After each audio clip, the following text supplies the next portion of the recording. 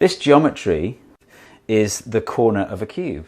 See? So this is called a corner cube reflector, and it's an example of a retroreflector, which is just any reflector that sends light back in the same direction that it came from. If you look up close at a bicycle reflector, you'll see this sort of hexagonal pattern, but it warps and changes into other things as you tilt it. And there's a really clever reason for the geometry that you see here. The purpose of a bicycle reflector is to make you more visible to car drivers, and one way to do that passively is to reflect more of the light that falls upon you.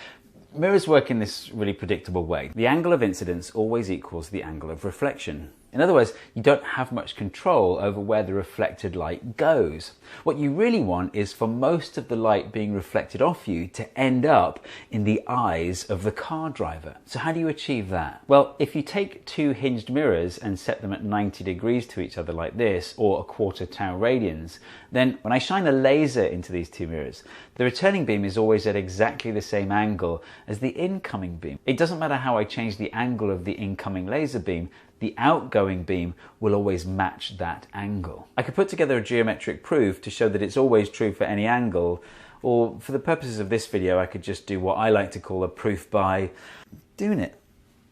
You may have spotted that this only really works in 2 dimensions, because look, if I tilt the laser pointer in this direction, actually it doesn't work anymore. The returning laser beam is not at the same angle as the incoming laser beam. To fix it for this extra dimension, I need a third mirror that is perpendicular to the first 2, like this. And see, now it doesn't matter what angle I point the laser at these 3 mirrors, it will always come out at the same angle that it went in. Corner reflectors can even be created by accident, by an overhanging balcony or 2 walls meeting at right angles like this.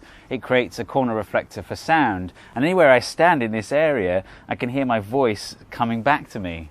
And it's really weird.